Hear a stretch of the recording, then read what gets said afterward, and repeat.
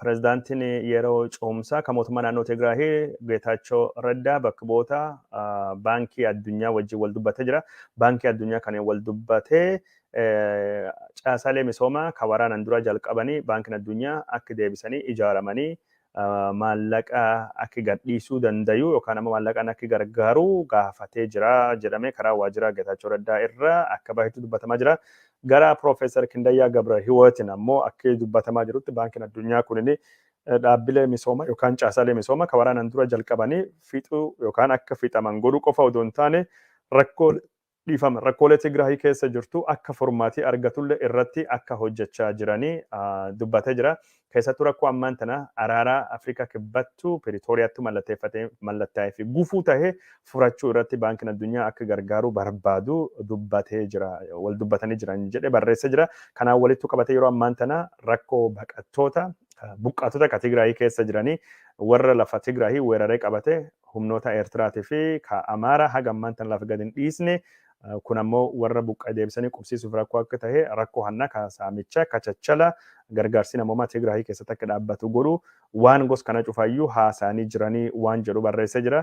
Rakkoon Tigraahii dhiyaatee fi raayyaa ka warra buqqaatota deebisanii qubsiisu weerartoota baasuu ka jedhu kunini warra Amaaraa birattu ammumaan tanaayyuu akka riifannoota tokko uumee jira. Shira waliigalaa ka hawaasa addunyaa ka Tigraahii deeggaru warra Amaaraa qancarsu jalaqabuu tokkottu jira jechuudhaani miidiyaa warraatiin haala gos kanaatiin balaaleffachaa jiranii. Akkuma dhiyoo kan gabaasne Tigraahii keessattuu gargaarsi namoomaa dhaabbileen dhiyeessanii hedduun isaanii gargaarsi dhaabanii jiranii maal jennaan midhaan hatamaa saamamaa jira waan jedhuun gargaarsa kana dhaabanii. Gargaarsi kun akka itti fufuu fi mootummaan Geetaachoo Raddaa daddafee kachachala hanna seer-dhaba waan akkasii akka inni to'achuu qabu yaadii darbeefii jira. Gara biraatiin ammoo mootummaa Geetaachoo Raddaatii fi warra Hiwaatii jidduutti akka tokkotti walitti gaarreeffannaan akka inni jirutti dhagahamaa jira. Walitti gaarreeffannaan jiraachaa jiru kunini kanaan durattu adeemsa tokkottu Hiwaatii keessattuu baratame murtiin murtaa'u cuftin murtii jiddu galeessummaa qabu murtii akka gareettu akka tuutattu akka dhaabattu murtaa'u malee murtii akka dhuunfattu murtaa'u miti. Geetaachoo Raddaa yeroo ammaan tana adeemsi dhaabaa kan keessa bahuudhaanii mootummaa wajjin odoo akka gaarii warra Hiwaatii wajjin odoo akka gaarii hin mari'anne inni qofa isaa deemuudhaanii kaabina isaa qofaan mari'atee kaabina isaatiin mari'atee kaan ammoo Abiyyiin mari'ataa malee nu mari'achiisaa nu hirmaachisaa hin jiru wanni jedhu achi keessattuu kayaa akka jirutti dhagahamaa jira. Akka hundaafuu kanaan walittuu qabatee dhaabbanni isaa Hiwaatii dhiyoo kan ammoo beekamtii kanaan dura qabu boordiin filannoo haa deebisu ka jedhu sun boordiin filannoolee sanillee deebisuu dhabuun akka haarawattu iyyannoo galfadha jechuun isaa kulleen haga taheettu naannoo Tigraahii keessatti warra Hiwaatii birattu sodaa guddaa uumee jira. Paartii waggaa yoo akkamii xiqqaate 40 olii haga 50 qabu ka seenaa Tigraahii keessatti ummata Tigraahiitiif qabsaa'uun beekamu seenaa godhuu fi Abiyyi carraaqaa jira. Abiyyi nu qoodaa jira. Hiwaatii seenaa tahee jennaan jiraachuu fi jiraachuu dhabuun ummata Tigraahii inni nu gaaffii guddaa keessa seenaa jedhanii waan akkasii kaasaa jiranii. Kanaaf dorgommiin warra Hiwaatii keessa jirtu durumallee hin jirti. Kanaan durattuu Geetaachoo Raddaa gaaffii ni dhufe Geetaachoo Raddaatii fi Geetaachoo Raddaatii fi Tsaadiqaan lachuu warra raayyaati. Raayyaattuu aangoo qabatee maali jedhanii duula guddaa irratti godhaa turanii warri Tigraahii ka bira ka Adwaa faati ka olaantummaa yeroo dheeraa fi siyaasa Tigraahii keessattuu qaban jechuu keessattuu haga Hiwaatii aangootti dhuftee fi kanaaf haga tokkotti dorgommiilleen hin jirti haga tokkotti walitti hinaafulleen hin jirti garuu haga miidiyaan Habashaa hafarsaa jirtu kana qoqqoodamiinsi waan jiru hin fakkaatu hedduun isaanii namuu dhageettii argachuu barbaada. Namu lafa Tigraahii ka warri Amaaraa qabatee fi Eertiraa qabatee jiran bilisoomsuu barbaada. Namu ammoo bakki bu'iinsa sadarkaa federaalilleetti mootummaa Abiy Ahmedii keessattuu argachuullee barbaada. Gara waraanattuu deebi'uu fi fedhii akka hin qabnettuu jira haala ammaan tana hubatamaa jiruun. Daawwattoota keenya jaalatamoo fi kabajamoo odeeffannoon keenya ka isin biraan gayaa jirru akkuma itti fufatu jira sagantaa kan qoqqoodanii facaasuun waliin gayuun yoo maamila hin godhanne maamila ta'uun nu bira dhaabbadhaa isiniin jecha gara odeeffannoo keenya kan naannoo Tigraahii irra amma gara naannoo Amaaraa dhufna. Naannoo Amaaraa keessattuu maaltu ta'aa jira jettanii yoo gaafattan naannoon Amaaraa diraamaan naannoo kana hin dhaabbatu keessattuu bilchiginna Amaaraa keessatti wanni ta'aa jiru kunini yeroo ammaan tana haada hirkisuu tahee jira. Tokkina achi hirkisaa, tokkina as hirkisaa, warri hirkisuu kaga malachuu waliin kufaa, waliin jigaa kufanii kaanii ammallee haada hirkisuu kan dhaabnan jiran ittiin deebi'anii guyyuu ganam cufa haaduma kana hirkisuutu jiranii bilchiginna amaaraa keessattuu jidduu warra dorgommii hamaattu jira naannummaattu jira Gojjamee fi Gondaree fi naannoon birallee wal dorgomtii wali qoxxistii gara biraatiin ammoo diinaa waloo kan ittiin jedhanii uummata Oromoo bilchiginna Oromiyaa kan ittiin jedhan dura dhaabbannaa jedhanii yoo garii waliigallee bilchiginna Oromiyaa dura dhaabbannaa yoo garii ammoo rakkoon kiyyin naannoo kana rakkoon bilchiginna amaaraa Gojjamee yookaan Gondaree jedhanii wal nyaatanii haalli gosuun ammallee hin jira. Wanni tokkini kalee odeeffannoo gabaasne isin biraan geenne bilchiginnaan naannoo amaaraa nama Ahmeddiin Muhammadi jedhamu filatee jira. Ahmeddiin Muhammadi kun Dr. Ahmeddiin Muhammad nama walloo nama muslimaa kinni tahee gabaasne namni kun hoogganaa bilchiginnaa amaaraa bakka Girmaa Yeshixilaa irra du'ee fudhatee jira. Oduun jettu miidiyaalee amaaraatii fi miidiyaalee mootummaatti dhiyaatanii kan mootummaa hin taane kan bilchiginnaa hedduun gabaafame ture. Wanni kun ammaan tana hin mirkanoofne jedhamee dubbatamaa jira. Wanni odeeffannoon kun hin mirkanoofne fi Dr. Ahmeddiin Muhammad namni jedhamu kun muudama kana hin jaalanne jedhamee dubbatamaa jira. Bakki Girmaa Yeshixilaa irra ka'e kun teessoo ibiddaati. An teessoo ibidda kan irra taa'uu hin barbaadu jedhee akkasittuu rincicaa jira jedhame yoo diduullee baate namni kun nama siyaasa keessatti guddoo dubbatu afaan oowwuu arraba dheeratullee miti nama akka malee of qusatu ogummaa barnootaallee qabu nama jechuun amantii tokkollee siyaasa amaaraa kanallee keessa seenee akka machii itti jijjira ka warra amaaraa kanallee hin qabne nama jedhamee dubbatamaa jiru. Kanaafuu dorgommii aangoo ka Gojjamee fi Gondaree irratti wal nyaattu kana namni walloo ka beesii poolitikaa cimaa hin qabne keessa seenee jidduu warratti waxalamuu, akaamuu, waddamuu, unkuramuu hin barbaadu waan jedhu agarsiisaa jira jedhamee dubbatamee jira. Ahmeddiin Muhammad, Dr. Ahmeddiin Muhammad bakke kan bu'aa jennaan inni islaama inni walloo akkamiin bakke kan bu'uu danda'a jedhanii isaanuu duula jalqabanii jiranii akkuma Girmaa Yeshixilaa Areeroo abbaan Oromoo haadhaan Amaaraa Girmaa Yeshixilaa namaa miti inni hafkaastidha Amaaraa walakkaadha maali jedhanii akkuma duula irratti godhan sun Dr. Ahmeddiin Muhammad illee ammumaan tanaayyuu irra godhuu waan danda'anii fi sodaatee jira jedhamee dubbatamee jira. Inni nu teessoo kan hin barbaanne warri Amaaraalleen irratti walii hin gallee fi kanaaf teessoon kun ammaa fi akkuma banaa jirtuttu jirti bilchiginnaan amaaraa Bahar Daarittu walgahii guddaa fi wal yaamanii jiranii walgahii guddaan kun ammoo xiyyeeffannaa warra akka odeeffannoon achirra Bahar Daar irra dhufaa jiru magaalaa guddittii naannoo amaaraa irra dhufaa jiru bilchiginnaan Oromiyaa nu gabroonfachuu barbaada Oromummaa nurratti diriirsee nu cunqursuu nu gabbarsiisuu barbaada kan hin fudhannu waan jedhaniini kanattu deemaa jira jedhamee dubbatamee jira. Gaafa Girmaa Yeshixilaa ture sun kallattii laf kayanii gara communication'iitiin kufne jirra. Communication'aan miidhaan finxaaleeyyii jibbiinsaa hammeenya karaarra nu baasee nu butee qabsoon keenya akka bakkaan hin baane galmaan hin baane nu godhaa jiranii gara caasaa gadaanaa harka hin qabnu caasaan mootummaa diigamee jira. Caasaa gadaanaa deebisnee ijaarree warra gosa ilaalchaa badhaadhinaa qabu sabaa fi sablammii waliin jiraachuu deeggaran warri gosa kanaatiin gurmeessuu qabnaa jedhee kallattii laf kanee irratti walii galanii walgahii Bahar Daar Finfinneetti geggeeffameen ammaan tana immoo warri Amaaraa rakkoon rakkoo keessoo kennu don taane rakkoon rakkoo Oromiyaa irraa dhuftu rakkoo Oromiyaa biraa dhuftu kanaafuu ammaa fi addaddummaa qabnu ka keessoo jennu rakkoo kenna furachuu qabna ka jennu kana dhiisna tokkummaan gara Oromiyaa kanattu xiyyeeffannaa bilchiginnaa Oromiyaa ka Oromummaa nurratti diriirsuu barbaadu kan jilbeeffachiisan utuffachiisuu barbaadu kan uummata keenya ijjeesaa jiru kana dura dhaabbannuti nu ammoo yoo akkas goonee faannolleen humni addalleen ummati Amaaraa bal'aalleen wajjin dhaabbata sadarkaa Itoophiyaa ka bilchiginnaa keessattuu dhageettii horachuu qabna yoo akkas hin taane bilchiginnaan Tigraahii yookaan warri Tigraahii gubbaan bilchiginnaan Oromiyaa gadiin lachuu jidduutti saandiwiich nu godha nu awwaalaa deemanii kanaaf tokkummaan dhaabbanne yoo akkamii xiqqaate gara Oromiyaa kana ofirra faccisuu qabna warra Oromiyaa kana waan jedhu dubbachaa jiranii gariin isaanii ammoo bilchiginnaa warri Tigraahii wajjiin hamari'annuuti warri Tigraahii aadaa amantiin wal fakkaanna warra Oromiyaatti gabbaruu bira warra Tigraahitti gabbaruu wayya maal jennaan warri amantiin nun sodaachisanii aadallee hin sodaannu afaanillee waliin sodaannu Itoophiyaa irralletti walii gallaa Itoophiyaallee hin diiganii Finfinnee gubbaallee sodaa miti Amaarii yeroo warra Finfinnee keessatti duroomee Finfinneellee qabatee waan adda addaallee to'ate warri sodaa miti kanaaf yoo gabbaruun ka barbaachisa ta'e Amaaraa Oromoo gabbaruu irraa taranyummaa gabbaruu ka Itoophiyaa diiganirra yoo maal gabbarru wayya yoo Tigraahii gabbarru wayya warri jedhutu jira kanaafuu ejjannoo keenya jijjiirranna yoo maxxanne ammallee deebina maxxanne Tigraahii taana waan jirutu jira. Lakki Amaarii guddaa miiliyoonii 70 uummata hagas hagasiiti kan tokkollee hin goonu uf dhaabbannee Tigraahillee gabbarsiifne Oromiyaallee gabbarsiifne Itoophiyaa Minilikiin Atsetewodiroos dhaabee ka Amaaraa jiraachisuu dandeenya warri jedhu wal dhabaa jiranii itti bahiinsi kora warra kunin maal akka ta'e hin beekamu yeroo ammaan tanallee deebi'anii Abiy Ahmediitii fi Bilisiginnaa Oromiyaa wajjin rakkoo keessa jirra. Kanaafuu waan akkasii goona jedhanii haasaa gos kanattu deemaa jira. Siyaasaan Amaaraa kun ammoo siyaasa akka malee marqame siyaasa raatuuti. Haala gos kana keessatti walgahiin Bahar Daarii kunin godhamaa jira. Teessoon ibiddaa ka jedhamu ka Bilisiginnaa Amaaraallee ammaan tanattu teessoo kanirra nami taa'uu barbaadu akka hin jirretu dubbatamaa jira. Garuu dorgommiin aangoo guddaan ammaan tanallee warra Bilisiginnaa Amaaraa kan Goojjameetii fi Bilisiginnaa Amaaraa miseensota Gondarii jidduutti akka jirutti dubbatamaa jira. Lachuu warra ammoo wal dhabanii jiran. Bilisiginnaan Gondar Walqaayitii fi Raayyaa Walqaayitii fi Tsegede waan jedhu ajanda guddaa godhan. Lafa sun lafa misa lafa guddaa deeffachuu qabna.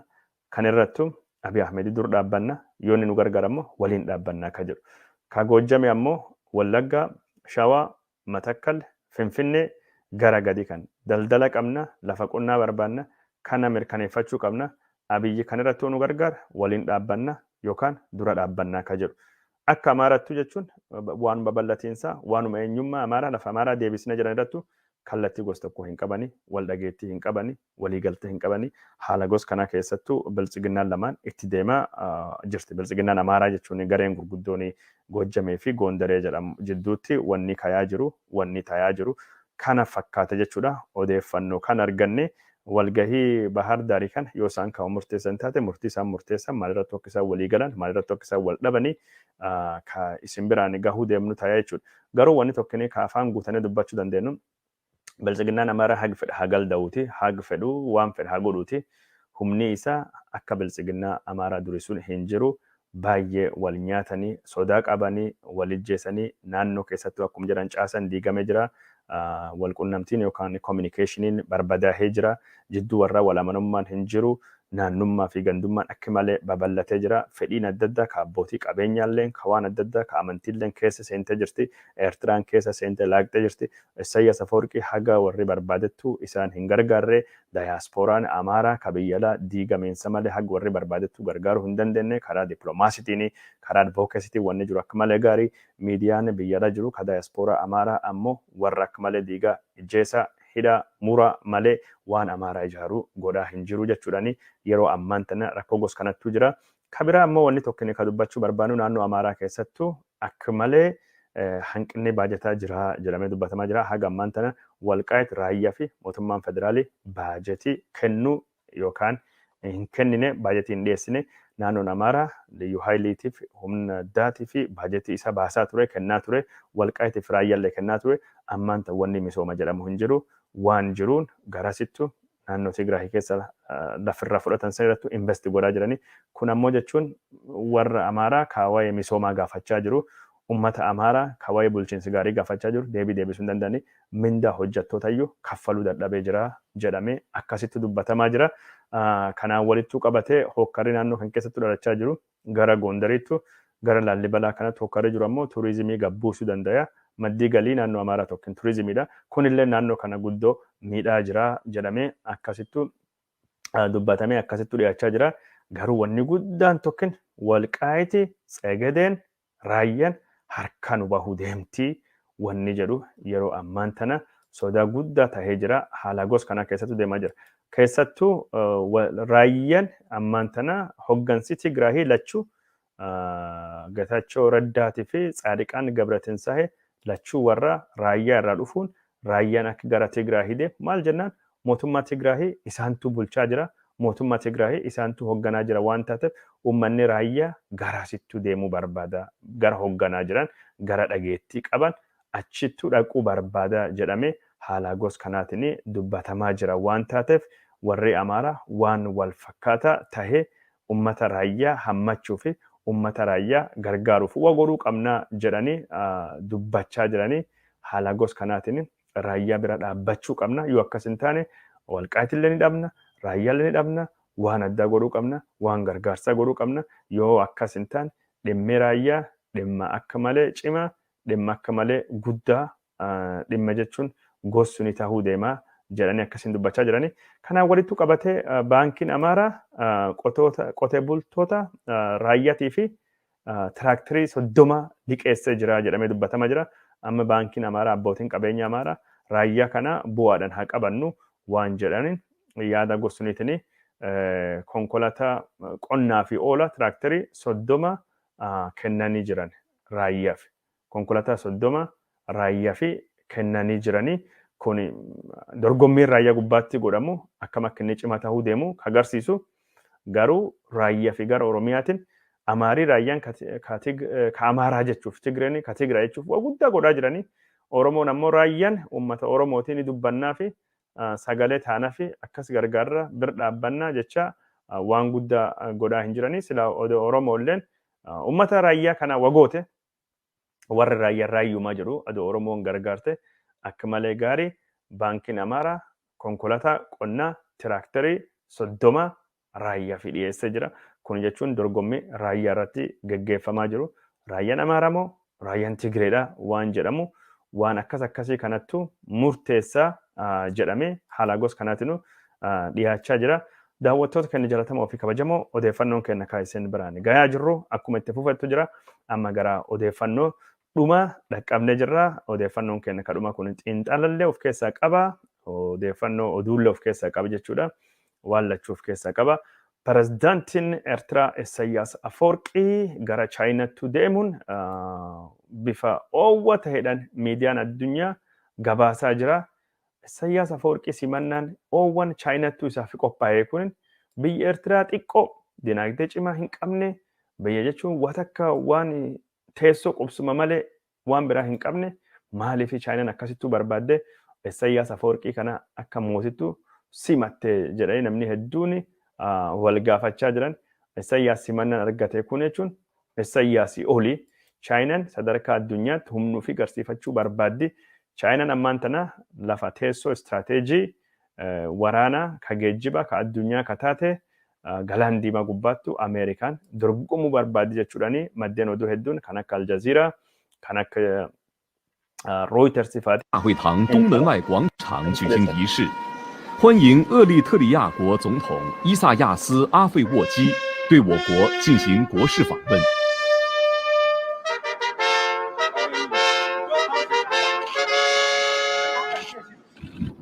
中共中央政治局委员、中央外事工作委员会办公室主任王毅、国务委员秦刚等出席欢迎仪式。陪同伊萨亚斯访华的有外交部部长、财政与国家发展部部长、贸易与工业部部长等。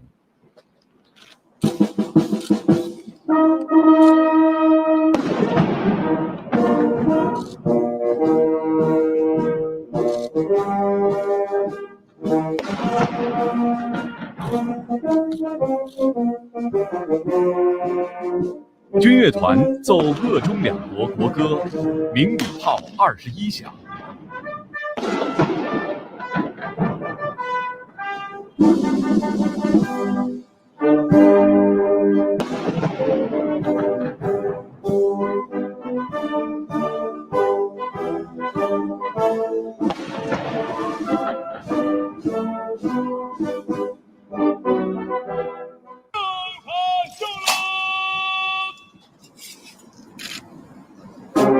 伊萨亚斯在习近平陪同下检阅中国人民解放军仪仗队。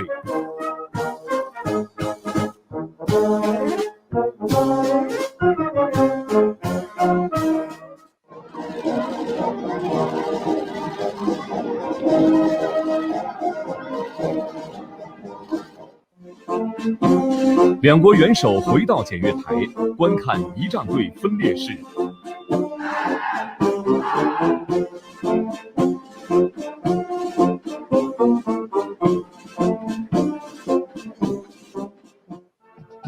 随后，军乐团进行行进吹奏表演。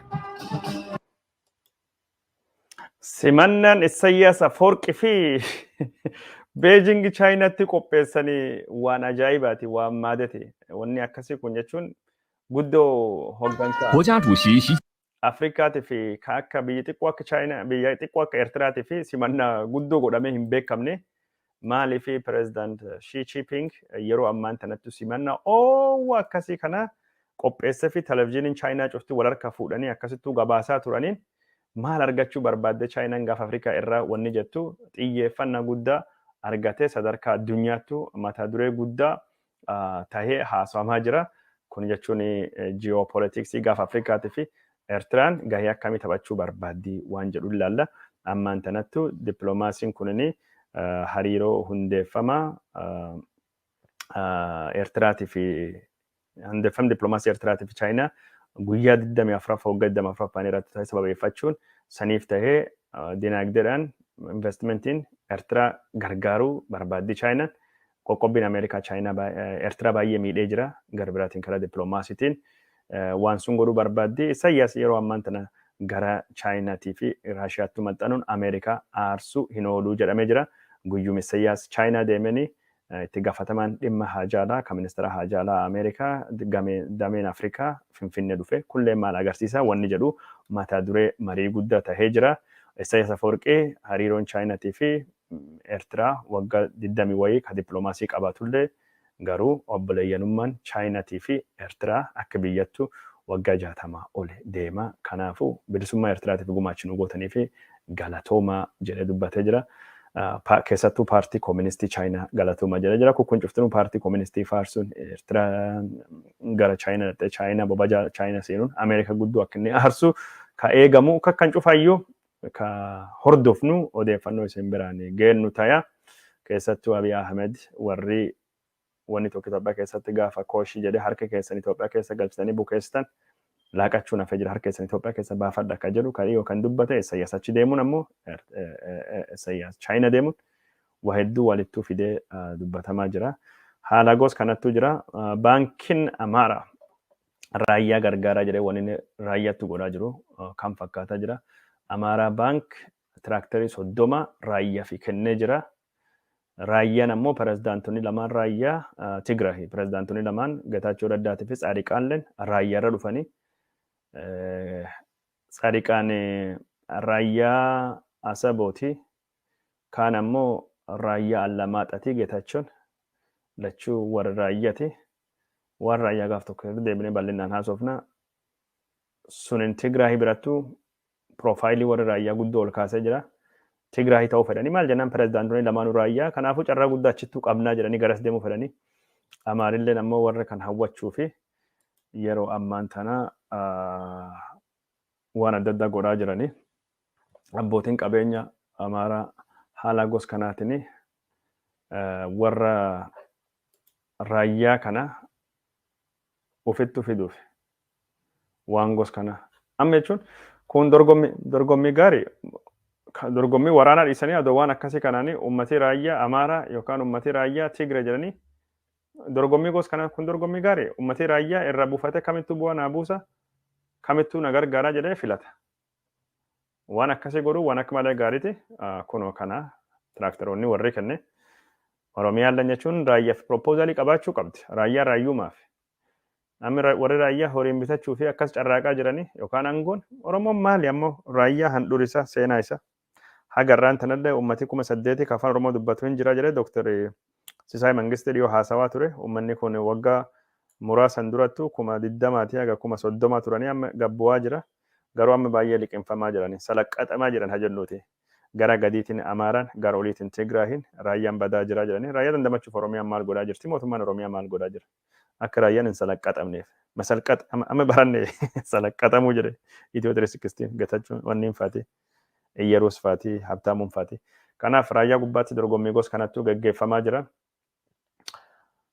Walgahii lama tokkini Amaarii as Ameerikaattuu koraa gaggeeffatee jira.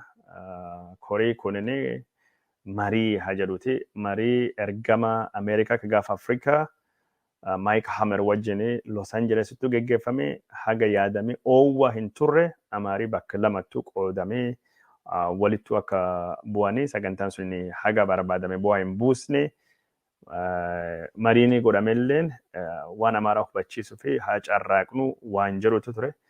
Maali warri Amaaraa akka bakka lamatti walitti bu'ee xiqqoo waan kana jechuun dukkaneessee akka warri barbaadu bu'aa buusisuu dadhabe maalidha? Taakka. Wanni Maayik Hamer isaaniin jedhamu ka biraa ka isaan argatan maali? Ka jedhu lama. Wanni kun mata duree guddoodha.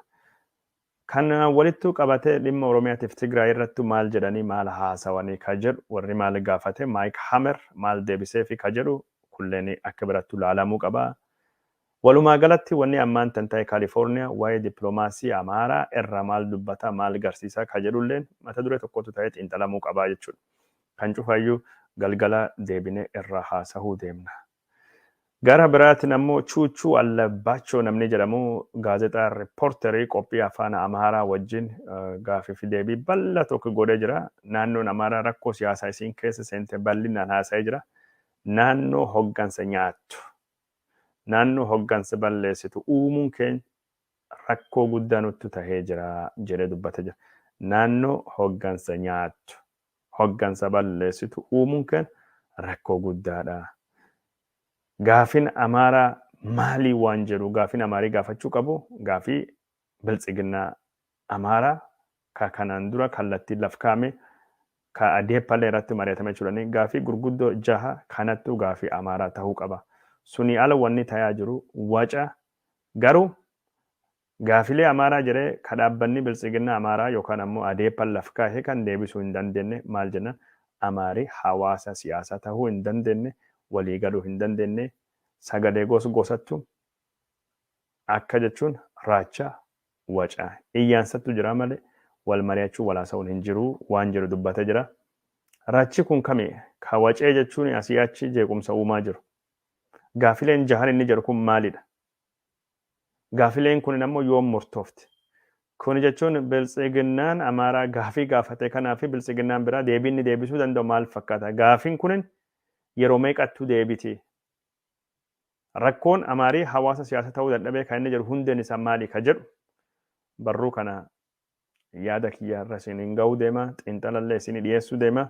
Kan ammoo sagantaa galgalaa keessattuu goona waan taateef galgala nu eegaa isiniin jenna sagantaan keenya kaammaan tana kanuma fakkaataa waan nu daawwattan nu hordoftanii fi hedduu isin galateeffannaa nagaan oola nagaan nu bula.